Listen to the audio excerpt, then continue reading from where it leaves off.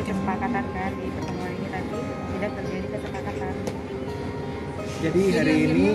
Jadi hari ini kita sudah koordinasi dengan majelis hakim bahwa klien kami Mbak Septi memberikan waktu 1 minggu dari hari ini untuk saudara Putra Siregar menyepakati atau tidaknya persyaratan-persyaratan yang kemarin diajukan. Apabila di minggu depan tidak ada itikat baik atau kehadiran dari saudara Putra Siregar, maka majelis hakim melanjutkan untuk pembacaan gugatan perceraian. Masuk ke pokok perkara pembacaan gugatan perceraian untuk di minggu depan. Alasannya apa, Bang? Tidak ada alasan dari pihak sana? Tidak ada ya sampai saat ini. Tidak ada komunikasi, tidak ada alasan, dan tidak tahu bagaimana ke depannya harus seperti apa. Makanya kita sudah memutuskan, Mbak Seti juga sudah memutuskan bahwa kalau memang tidak ada perdamaian dari apa yang sudah diajukan oleh Mbak Septi di 2 minggu lalu, ya makanya proses gugatan akan terus berlanjut. Kenapa sih berlarut-larut, Bang? Kesannya kayak panjang gitu dramanya. Ya makanya dari kita kan kita menunggu ya. Kita ya kalau bertanya seperti itu kita juga nggak ngerti, ya kan? Karena sampai sekarang kami kan selalu berulang kali bilang kan bahwa tidak ada komunikasi, tidak ada maksud atau keinginan untuk bertemu, baik dari pihak kuasa hukum ataupun dari pihak Putra Siregar terhadap Mbak Septi, itu juga tidak ada. Makanya kenapa ini seakan-akan semakin berlarut-larut. Sebenarnya pihak Mbak Septi pun, pihak kami pun juga tidak mau seperti ini. Tapi kan Putra Siregar, kita juga nggak ngerti harus bagaimana, ya kan? Maunya seperti apa, kan gitu. Makanya hari ini kita sudah putuskan, Mbak Septi pun sudah putuskan bahwa di minggu depan itu adalah kesempatan terakhir.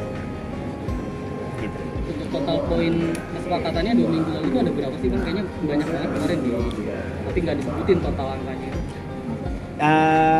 Kalau misalkan Putra Siregar bilang itu banyak, mungkin itu menurut dia banyak. Tapi menurut Mbak Septi itu tidak banyak ya? Enggak, kalau untuk kebaikan bersama kayaknya itu tidak banyak, apalagi ini ngomong tentang keluarga. Jadi sama-sama tidak merugikan. Itu ngomong tentang keluarga, tentang anak, tentang saya, tentang suami saya. Jadi kalau menurut Bang Putra banyak, ya berarti menurut Bang Putra itu berat. Tapi menurut saya kalau untuk kebaikan keluarga itu tidak berat sih. Dan kemarin sempat disebutin mayoritas tentang pengaturan harta ya kemarin. Itu Pengaturan harta kan selama apa yang dimiliki selama menikah dengan saya ya. Jadi kan itu ada hak saya, hak anak saya, hak suami saya. Maksudnya bukan buat saya loh, ini buat kita bersama gitu.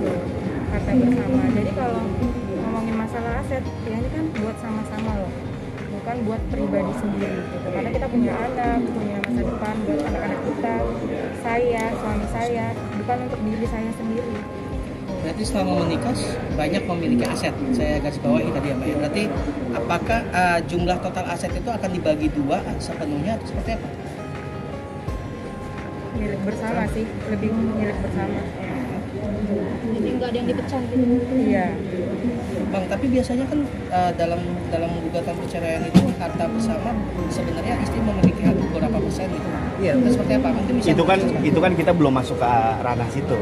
Karena itu kan sudah masuk ke agenda untuk harta gonogini gini. Kita belum sampai ke situ. Kita hanya ingin tahu sampai sejauh mana Putra Siregar ingin berdamai dengan Mbak Septi. Makanya melalui kesepakatan itu harus menjadi satu akta perdamaian. Karena itu syarat formil di dalam proses perceraian seperti itu. Jikalau Putra Siregar ingin berdamai dengan Mbak Septi, harus kita sampaikan isi dalam akta perdamaian itu apa aja poin-poinnya. Makanya kita atur yang menjadi poin-poin seperti yang sudah kita sampaikan kemarin melalui Putra Siregar. Mbak Septi selama ini kan dia selalu berkor-kor bahwa ingin pertahankan. Ada upaya apa dalam 2 minggu, dari 2 minggu lalu sampai sekarang? Adakah upaya dia untuk menemui anak kah atau menemui Mbak Septi kah? Menemui anak ada, pengen ngajak anak jalan-jalan ada. Cuman katanya kan dia tahu rumah saya, nanti kok nggak datang ke rumah saya. Dia memiliki keinginan itu ya, Iya, tapi tidak hadir. Tapi tidak datang ke rumah. Kalau emang kan dia kemarin pernah bilang dia tahu rumah saya dia. Nah dia pengen ngajak anak jalan-jalan. Kalau pengen ya udah datang ke rumah jemput baik-baik. Nggak apa-apa. Cuman itu kan belum dilakuin. Komunikasi sudah ada dibuka? Komunikasi itu ada tapi berantem. Mbak Septi berantem sama Mbak Putra. Iya. Jadi bukan komunikasi yang baik. Berantem masih dalam hari hal ini dia nggak datang. poin-poin atau gimana? Bukan Poin-poin masalah di sini nggak, dia ngechatnya nggak ada ngebahas tentang persyaratannya. Justru kan yang saya harapin yang mana sih yang kamu sanggupin, yang mana yang tidak kamu sanggupin. Tapi di situ tidak ada sama sekali pembahasan tentang itu. Mbak Septi beberapa waktu lalu melalui media sosial Iya. sedikit berbicara soal sepertinya ada orang ketiga. Iya. Penafsirannya seperti itu. Mungkin bisa dijelaskan Mbak seperti apa? Benarkah kabar adanya orang ketiga itu? Itu benar. Karena yang saya sampaikan ya nggak mungkin berita bohong dong. Dan semua yang saya itu ya karena ada bukti-buktinya. Benarkah orang ketiga itu mantan karyawan? Iya, Sudah berapa lama itu terjadi? sudah cukup lama. Ada sekitar 2-3 tahun belakangan? 1 tahun ya. Oh, 1 tahunan belakangan. Oke, sampai sekarang apakah dia ada komunikasi atau Mbak ada komunikasi ke dia terkait hal ini? Ke dia siapa ya? Ke pihak ketiga itu gitu kan Mbak kenal kan? Oh saya Gitu. pernah ke rumahnya sih. Kalau bisa diselesaikan baik-baik karena saya nggak mau keributan ya. Nggak mau keributan. Kamu maunya gimana? Nah tapi pas ketika saya di sana, ya justru saya malah disuruh pulang Oleh si pihak oleh ketiga atau orang tuanya. oh, udah. Oke Mbak, apakah ini dampak pengaruh buruk dari kawan-kawannya Bang PS sendiri Mbak? Dengan adanya pihak ketiga ini? Nggak tahu deh kalau dampak gimana ya. Sebenarnya itu tergantung diri sendiri juga. Dia bisa nahan nggak? Gitu. Dampak teman atau enggak? Sebenarnya pengaruh juga kalau teman ya. Teman yang baik pasti bakal ngaruh ke yang baik. Kalau teman tidak baik pasti ngaruhnya juga ke tidak baik. Dan kalaupun dia sama orang yang tidak baik, kalau imannya kuat itu nggak bakal terpengaruh.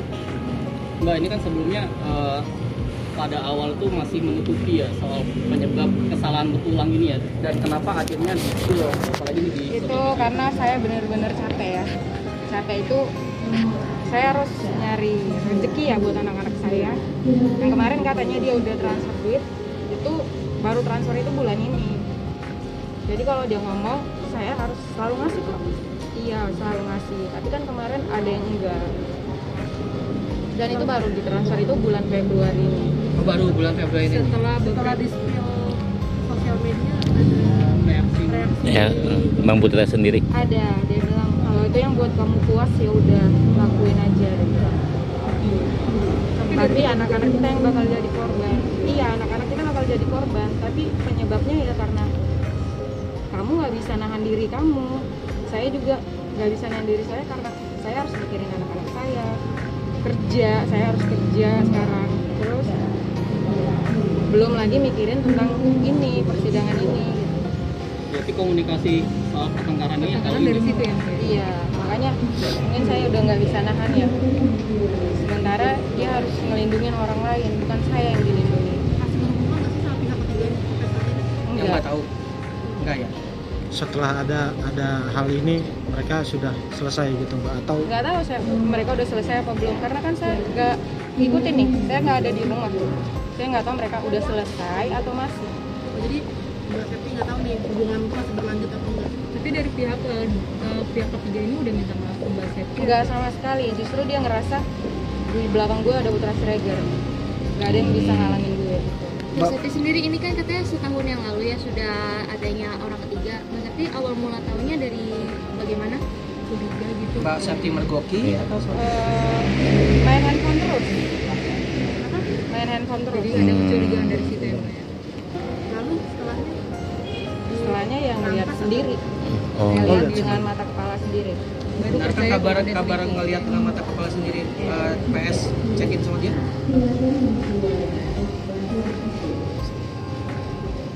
nggak bisa? Mungkin kembali lagi di sini materi pokok. Oh iya. Jadi belum bisa kita. Anak-anak sendiri masih menanyakan kabar bapaknya. Pasti nanyain ayahnya. Cuman ya kalau memang bapaknya nih buat ngajak anak jalan-jalan ya silakan jalan-jalan, ambillah dengan cara yang baik. Dan kembalikan dengan cara yang baik. Tapi udah Iya, dengan proses perceraian ini ketika bapaknya mau ngajak jalan-jalan itu seperti apa sih dari Jadi gini. sisi hukumnya? Jadi gini, kemarin kan kita ada statement yang dimana katanya ini semua di bawah penguasaan kuasa hukumnya Septi, bahwa semua dia didikte segala macam. Justru saya kasih tahu kembali bahwa kami di sini, tugas kami sebagai kuasa hukum adalah memediasi. Sekali lagi saya bilang, kami memediasi yang jalan yang terbaik agar Mbak Septi dengan Mas Putra Siregar bisa rujuk kembali sedia kala dengan catatan-catatan berdasarkan keputusan dan persyaratan dari Mbak Septi. Adapun beberapa perkara masalah anak, misalkan tadi boleh ketemu atau tidak, bagaimana secara hukum, ya saya bilang karena saya memberikan advice, tugas kami memberikan advice, kita bilang bahwa nggak apa-apa, memang selagi masih ada perhubungan dan belum ada putusan pengadilan, boleh saudara Putra Siregar untuk menyenguk anak-anaknya. Saya sudah sampaikan ke Mbak Septi. Itu kan juga haknya Putra Siregar. Haknya Putra Siregar. Tapi Mbak Septi pun nggak ada masalah sebetulnya, kan seperti itu. Hanya terkadang yang ada di pembicaraan luas ini berbeda dengan hasil di fakta di lapangan. Seperti itu. Terkait postingan kemarin Pak, itu apa salah satu curahan hati yang membahas cincin perkawinan yang di Instagram? Oh, Yang saya lihat story. sendiri cincin perempuan itu sama banget sama cincin saya. Apakah ada Jadi dugaan saya Pak? udah ganti cincinnya karena saya nggak mau sama. Mbak Septi, Cincin dan setahun baju kebelakangan ya? ini ada perubahan dari Putra Siregar kah? Setahun belakangan ya ada perubahan banget lah. Seperti apa Mbak perubahan-perubahannya? Sampai Mbak akhirnya mengira adanya orang ketiga ini dan terbukti. Lebih sedikit waktu untuk di rumah. Berarti orang ketiga itu dipecat karena ketahuan. Dia nggak dipecat tapi dia mengundurkan diri. Setelah ketahuan ya? Nggak setelah ketahuan. Ini, Sebelum ketahuan. ini kasus orang ketiga ini selama menikah dengan Mbak Septi ya, ini apakah kejadian pertama kali atau gimana? Untuk satu orang ini? Ya pada intinya teman-teman udah ngeliat sendiri bahwa peristiwa ini terjadi karena apa yang sudah Mbak Septi spill kemarin.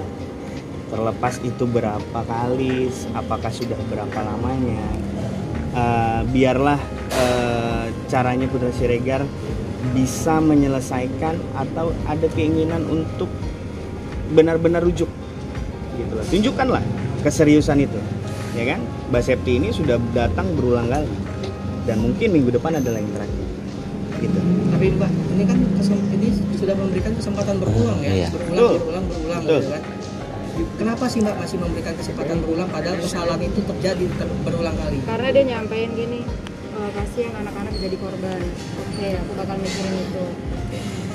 Pertama karena anak-anak aku masih kecil banget. Ya pintu maaf ya oke, tapi aku kalau misalnya nggak akan jadi Septi yang sebelumnya, pasti aku udah berubah.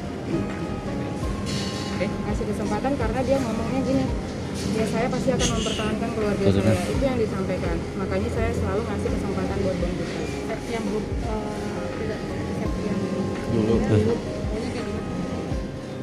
Apa jenis Septi yang kayak gimana? Kalau dulu kan saya super penurut, selalu ngikutin apa yang dia mau. Tapi kalau besok balik, mungkin saya akan lebih mandiri. Enggak, kalau misalnya saya nggak setuju sama apa yang dia omongin, mungkin saya akan ngebantu. Mandiri dalam segi keuangan atau? Ya mungkin saya akan sambil bekerja ya. Padahal kemarin Bang Putra sempat bilang sudah menyiapkan atau membangun rumah baru. Memfasilitasi gitu. Gimana nih? Oh itu emang pas lagi sama saya emang rumahnya lagi direnovasi.